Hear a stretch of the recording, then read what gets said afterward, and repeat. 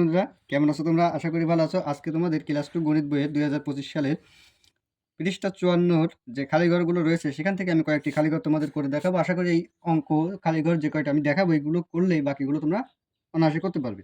তো কথা না বাড়িয়ে আমি সরাসরি অঙ্কে চলে যাচ্ছি। তো প্রথমে আমি কয়েকটি তোমাদের বই থেকে অঙ্ক বসিয়ে নিয়েছি। তো দেখো ১ নম্বরে আমি একটি অঙ্ক বসাইছি। এখানে একটি খালি ঘর রয়েছে আর ভিতরে কোন চিহ্ন আছে? যোগ চিহ্ন। এইবার খালি ঘর করার আগে তোমাদের ২ টা জিনিস সবসময় মাথায় রাখতে হবে যে খালি ঘর যদি থাকে এবং খালি ঘরের ভিতরে যদি যোগ চিহ্ন থাকে, যোগ চিহ্ন থাকলে তোমাদের অলওয়েজ বিয়োগ করতে হবে। সে ক্ষোভটা যদি আগে থাকে তাও বিয়োগ করতে হবে, ক্ষোভটা যদি পরে থাকে তাও বিয়োগ করতে হবে। যোগ থাকলেই বিয়োগ। এটা মাথায় রাখতে হবে। এটা হলে তোমার যাবতীয় যে খালি ঘরের যোগগুলো আছে, খালি ঘরের ভিতরে যে যোগগুলো আছে সবগুলোই করতে হবে। যোগ থাকলে বিয়োগ, শেষ। আর কোনো কাহিনী নেই। এবার তাহলে এই যোগ থাকলেই বিয়োগ, এই প্যাটার্নে আমি একটি অঙ্ক তোমাদের এই ১ম অঙ্কটাই করিয়ে দেখাই। তাহলে আমি বলেছি যোগ থাকলে বিয়োগ করতে হবে। এবার বিয়োগ করব। এবার বিয়োগের সময় তোমরা পাশ থেকে রাফ করলে সবথেকে ভালো হবে।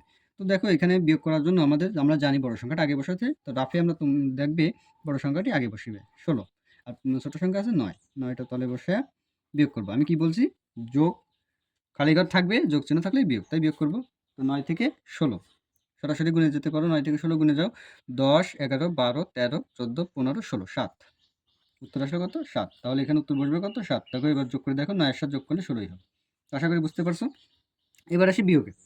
খালি ঘর যদি থাকে, ভিতরে যদি বিয়োগ চিহ্ন থাকে তাহলে ২ টা নিয়ম মনে রাখতে হবে।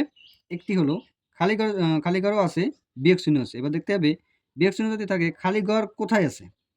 খালি ঘর কি ভিতরে আছে না খালি ঘর আগে আছে?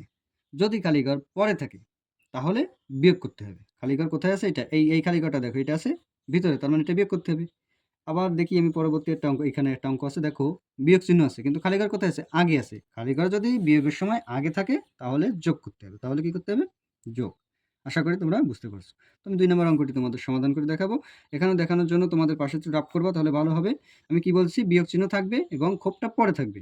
বিয়োগ চিহ্ন থাকলে ক্ষোভটা পরে থাকলো, তাহলে বিয়োগ করেই বের করতে হবে। তাহলে বিয়োগের বড় সংখ্যাটা আগে বসাতে হয়, ৩৯ বসিয়ে দিলাম। আর তলে আছে ৩১, ৩১টা বসিয়ে দিলাম। এবার বিয়োগ করব। ৩১ থেকে ৩৯ সরাসরি গুণে যেতে পারো। ৩২, ৩৩, ৩৪, ৩৫, ৩৬, ৩৭, ৩৮, ৩৯, ৮ কর। তাহলে এখানে উত্তর কত বসবে? ৮। তাহলে দেখো ৩৯ থেকে ৮ চলে গেলে ৩১ ই থাকে। আশা করি বুঝতে পারছো। এই একই রকম এই যে যোগটা ছিল, এইটাও একটু এক, কিন্তু এইখানে খুব টাগে দেওয়া আছে। তাহলে এখানে কি অন্য নিয়ম? না, যোগ থাকলেই বিয়োগ। এটা মাথায় রাখতে হবে। যোগ থাকলেই বিয়োগ। তাহলে এখানে আমি বিয়োগ করব, রাফ করব। বিয়োগের সময় বড় সংখ্যাটি আমরা আগে বসাবো এবং ছোট সংখ্যাটি পরে। যোগ থাকলেই বিয়োগ, ক্ষোভের দিক তাকানোর দরকার নাই। যোগ থাকলে ক্ষোভের দিক তাকানোর দরকার নাই, কোথায় আছে? যোগ থাকলেই বিয়োগ, শেষ। ২৩ থেকে ৩৪ পর্যন্ত গুনবো। তো আমি একটু ছোট, ছোট করে করি। ৩ থেকে ৪ পর্যন্ত গুনলে ১, ২ থেকে ৩ পর্যন্ত গুনলে ১। তাহলে হলো কত? ১১। এখানে বসবে কত? ১১। এবার এখানে এই যে বিয়োগটা, এবার বিয়োগ এখানেও খালি করে ভিতরে বিয়োগ আছে। ভিতরে যদি বিয়োগ থাকে তাহলে ক্ষোভের দিক তাকাতে হবে। এবার ক্ষোভটা কোথায় আছে? আগে আছে। ক্ষোভ আগে থাকলে যোগ, ক্ষোভ আগে থাকলে যোগ। এখানেও তুমি রাফ করতে পারো।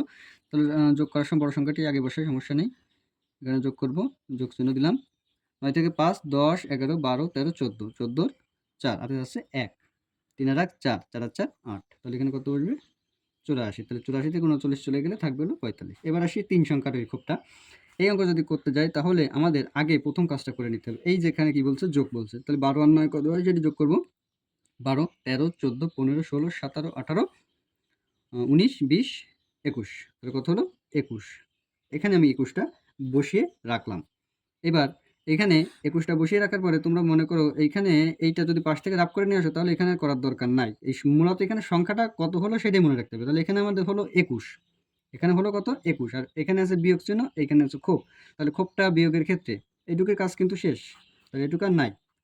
এটুক করে পেলাম ২১। এখানে যদি এখানে আমি তলে আবার অঙ্কটা বসাই, বসিয়েও তোমরা করতে পারো। তলে এরকম বসিয়ে আবার অঙ্কটা করতে পারো। তো এখানে আবার বিয়োগ চিহ্ন আসলো এবার।